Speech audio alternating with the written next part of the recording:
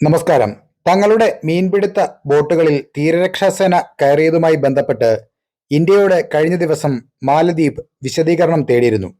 എന്നാൽ ഇക്കാര്യത്തിൽ ഇന്ത്യ ഇതുവരെ പ്രതികരിച്ചിട്ടില്ല.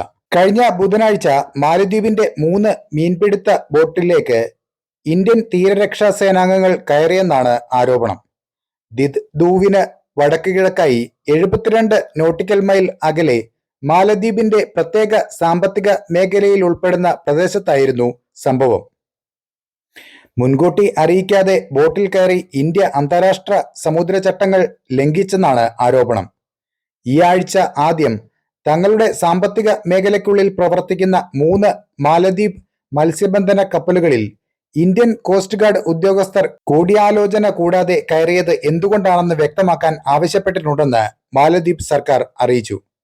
മാലദ്വീപ് മത്സ്യബന്ധന കപ്പലിൽ വിദേശ സൈന്യത്തിൽ നിന്നുള്ള ഉദ്യോഗസ്ഥർ കയറിയതായി കഴിഞ്ഞ ബുധനാഴ്ച സൈന്യത്തിന് വിവരം ലഭിച്ചതായും സ്ഥലത്ത് എത്തിയപ്പോൾ അവർ ഇന്ത്യൻ തീരസംരക്ഷണ സേനയിൽ നിന്നുള്ളവരാണെന്ന് കണ്ടെത്തിയതായും മാലദ്വീപ് പ്രതിരോധ മന്ത്രാലയം വെള്ളിയാഴ്ച രാത്രി പ്രസ്താവനയിൽ പറഞ്ഞു.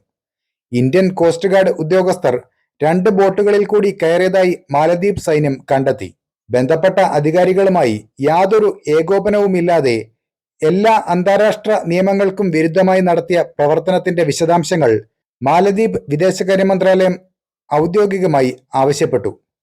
അതേസമയം ഇന്ന് മാലദ്വീപ് പ്രസിഡന്റ് പാർലമെന്റിൽ അഭിസംബോധന നടത്തി. എന്നാൽ പ്രതിപക്ഷം ഒന്നടങ്കം മാലദ്വീപ് പ്രസിഡന്റിന്റെ പ്രസംഗം ബഹിഷ്കരിച്ചു. മാലദ്വീപ് ഭരണകൂടത്തിന്റെ ഇന്ത്യാവിരുദ്ധ നിലപാടിനെതിരെ മാലദ്വീപ് പ്രതിപക്ഷം ഒന്നടങ്കം വലിയ പ്രതിഷേധമാണ് അവിടെ നടത്തുന്നത്. അപ്പോൾ മറ്റൊരു വാർത്തയുമായി വീണ്ടും കാണാം. നന്ദി.